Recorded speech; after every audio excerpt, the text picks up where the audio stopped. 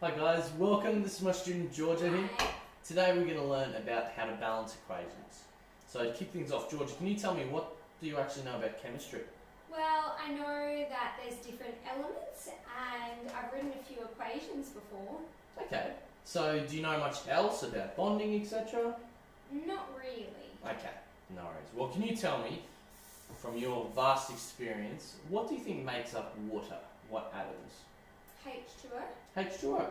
So I've put our H2O in here, and this is our chemical reaction, which you've said you've seen before. So what makes up H2O is 2 hydrogens and 1 oxygen. So if we draw our chemical equation, we have our H2 and O2 react together to form our H2O. But see, the problem with this is that hydrogen and oxygen can't occur as monoatomic elements, monoatomic atoms. So they only occur diatomic with 2 different atoms joined together. So if we have our fantastic thing here, we have 1 hydrogen. They never float around by itself. It'll always float around as a pair. Okay. Cool? So how we balance equations is draw a nice line down the middle between our reactants and our products. We'll write that on the top.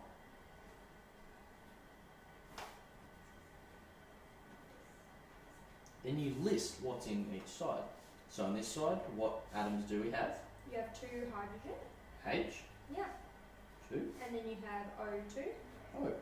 2. So we have 2 hydrogen atoms and 2 oxygen atoms. So we have 2 hydrogen and 2 oxygen. So oxygen is going to be our apples today. And that's on our reactant side. Yep. Yeah. So then on our product side, what do we have? We've got 2 H. Hydrogen. But 2. then you've only got 1 O. 1 oxygen. So how many of our oxygen and 2 hydrogens do we need to get 2 oxygens? How many lots of this group? 2. 2. So therefore we multiply our oxygens here by 2, so that we have 2 now. And we've got a big 2 in front of our H2O. Okay. So then if we have another one of these, we have oxygen, hydrogen, hydrogen. How many hydrogens do we have on our product side now? We have 4. 4, so 2 times 2. But that's messed the other side up now. Yeah, so our oxygens is 2 reactants, 2 products. For our hydrogen though, what do you think we need to do to our hydrogens here so that we can get 4? Times it by 2. Times by 2. So we put a big 2 in front of our H2. Just like this side. Perfect. And we have 2 lots of our H2, 1 lot of O2, and that goes to 2 lots of our H2O. Okay. Cool. So that's how we balance equations. Easy. So we're going to move on to letting you do one. We're going to do a combustion reaction. Oh, okay. So these are simply where something, generally a carbon something, reacts with oxygen and forms water and carbon dioxide. Okay. Cool. So I'll give this to you. Okay. So what's our first step again? We're going to put the line down the middle like you did before. Line down the And middle. then you counted up what was on either side. Yeah. So a C, we've got 3.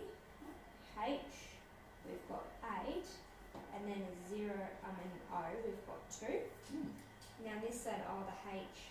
So our top tip is we always line up the same elements on both sides. That would be good. So we've got C, we've got 1. A H next, we've got 2. And then an O, we've got 3 of them. So a trick is that when we have an element by itself, like O2 here, we kind of want to leave that till last. Okay. Just so that we can make it a bit easier for ourselves. Okay. Cool. So we'll start over here. Look at our carbons.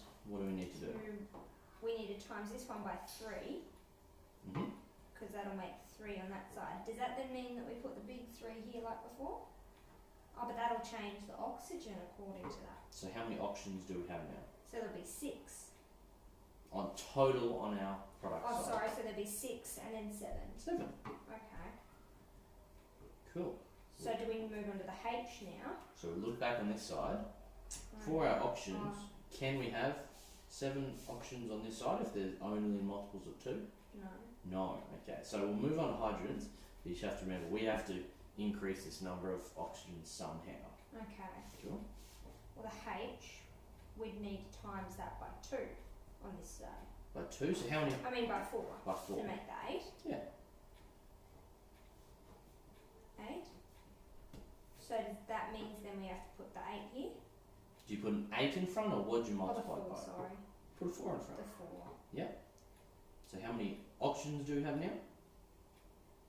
Now we've got 4 times 1 is 4, and then 2 over here is 6. So 4 6. and 3 times 2. Oh, so 6. So 4 plus 4. 4 times 1 is 4. Yeah. Plus 3 times 2. And so we're going to have 10. 10.